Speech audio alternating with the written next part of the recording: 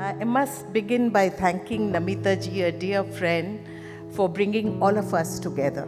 Not just inviting me, but getting all the fora right here in one space to look at our health conditions. I must thank Jayanti Dalmia ji for leading from the front. Congratulations, Flo, young Flo, Fiki. Congratulations to every woman and sitting in this particular hall and outside, because I firmly believe that every woman is an entrepreneur by herself. Every woman is a supermarket by herself, but she does everything with such aplomb and such glory and handling and multitasking in many, many ways. When Namita ji invited me, I thought about wellness, and I was thinking, women do take a back seat where their own health is concerned. Because with various responsibilities and balancing technique that we have mastered over a period of time, our own health takes a back seat. And I was asking her, if everybody is speaking on health, what are the different dimensions you're looking at? And she spoke about, why don't you speak on intellectual health? So I was thinking about, in pursuit of health, in pursuit of wellness, if we look at our own country, this has been a Vishwa Guru, as rightly pointed out. Very often we talk about it. The theme of this particular session is also that. India has survived while other civilizations have come to a halt or have died. It has survived. It has survived the invasions, multiple invasions that we have. What makes India tick? When you think about it, I think it's the innermost resilience, the spiritual ethos that we have within us. That's something that carries us forward. Every foreigner who comes to India, is amazed at the spiritual resilience, how we are able to take things and yet smile and move forward. The challenges that we face on a day-to-day basis, the challenge of keeping our head and heart together all times. This is something that's extremely important, more so for women, because they are the nurturers, and the kind of pressure that's put on them by themselves, by the society, by expectations around.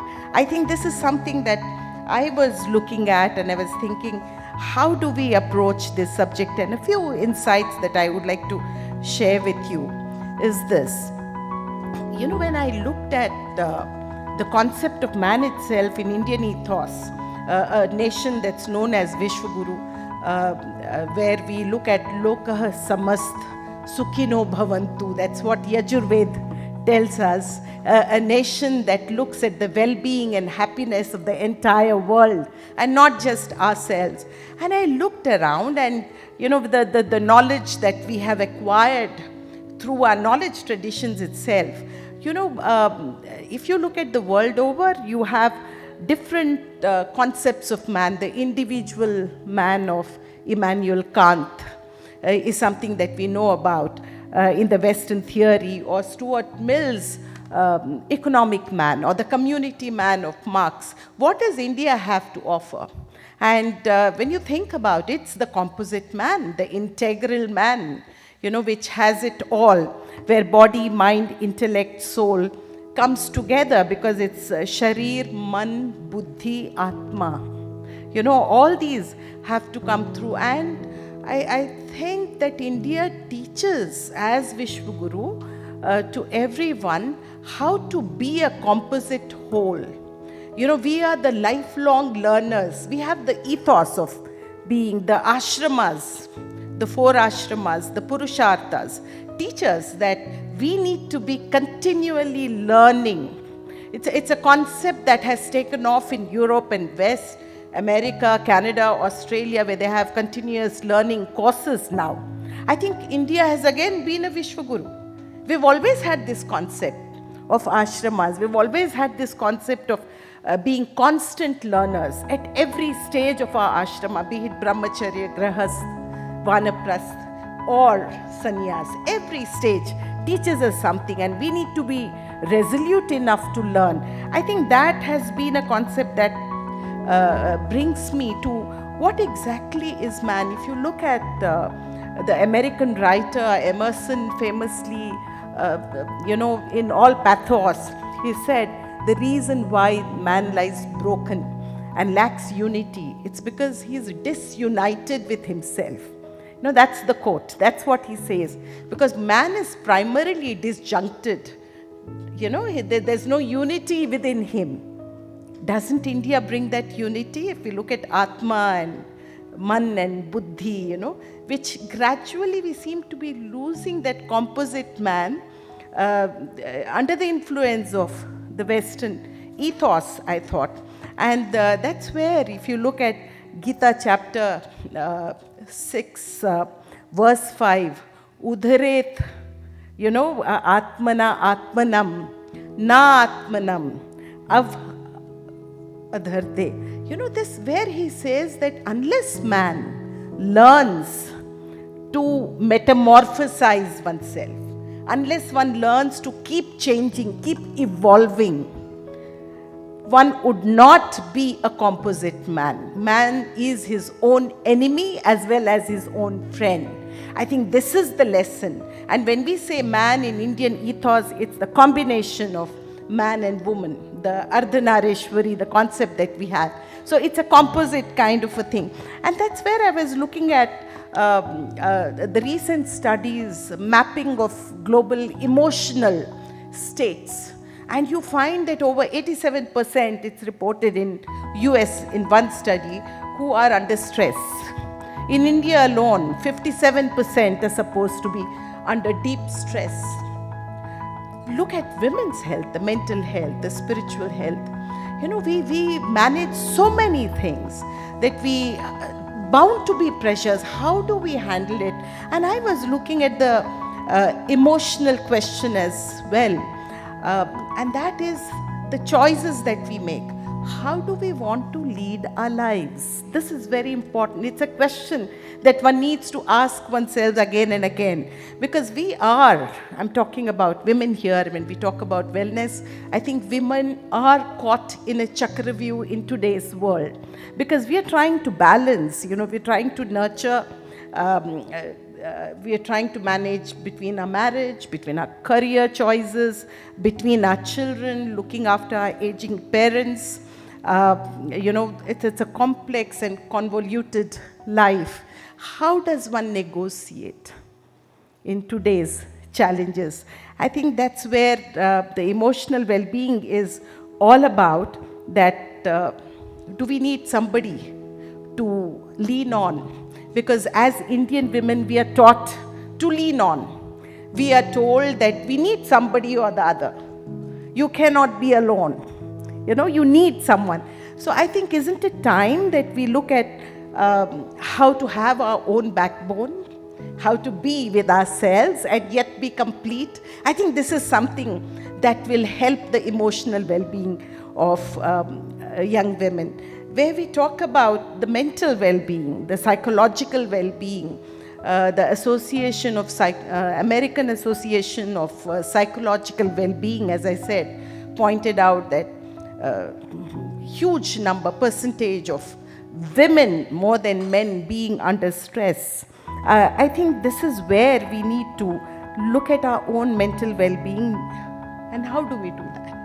We need to learn to negotiate our boundaries. When we balance so many things, deal with so many people, nurture so many people, I think we need to negotiate our boundaries. That's something that I would look at, the psychological well-being, where biological clock at the age 30, when we start a career and want to climb higher and develop a graph for ourselves in careers, also the time that we bear children and nurture them. Direct conflict again. And yet we learn to balance.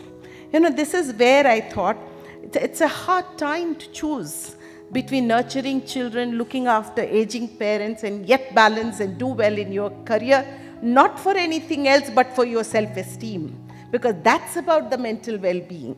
because it's not to prove anything to anyone, but just a sense of being complete and doing well. I think that's very important. I was also thinking about what are the solutions to the problems, that young women face, or as women we face, where well-being is concerned, psychological and emotional well-being. So one, I thought that we need to create clear boundaries around us, set our boundaries very clearly. Two, how do we negotiate? Learn to negotiate. And at times one needs to be assertive, then one has to be. Maybe one also needs to be a little aggressive. Jacinda Ardern, the New Zealand Prime Minister, she, resigned, saying that many of them thought that she was not aggressive enough. She said, if they think that I'm empathetic and I cannot handle the country, then I rebel against that. That's what she said. Because she said you can be empathetic and yet strong. So that is the crux. If need be, you be assertive, but continue to be empathetic and strong in your journey forward. Take a hard call wherever necessary, I think. A lot of women buy their peace. Very often we don't even know that we have a problem. Maybe that also could be good for one's mental health. Now build a community around. That's very important. Women are negotiators, community builders by nature. But you need to have a community around yourself. Nurture that community. I think Flo Fiki is doing that amazingly well.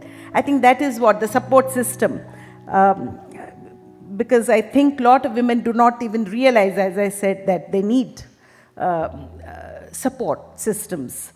Have an economic backup, financial matters that Honorable Minister was talking about, Thakurji, and because it's not just about economic backbone that you need to have, the kind of financial health that you need in your own life. I think it's paramount for one's own self-esteem. So, but finally I would say be your own rescuer. Don't look at others to rescue or to come to your help. I think we need to. I did that at Nalanda.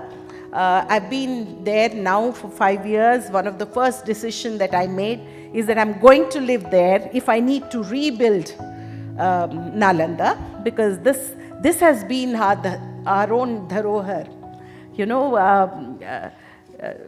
Before Oxford came up, Nalanda was there for 7 centuries, and it lasted such a long period of international education. And today, if you look at Nalanda, the new Nalanda, it's a satisfying journey. It was a tough journey to rebuild anything in the heart of Bihar, with no support systems around. And for a woman to do that, because women do have many more challenges as opposed to men, with due respect to men. I hope you understand, because leading from the front, aggression, thoughtfulness, your focus, नारी जब ठान लेती है पत्थर पानी बन जाता है. This is how it's relevant that we need to do that in life to bring about effective changes. And I think the world, the last point that I would like to leave you with is that world is getting more and more feminine.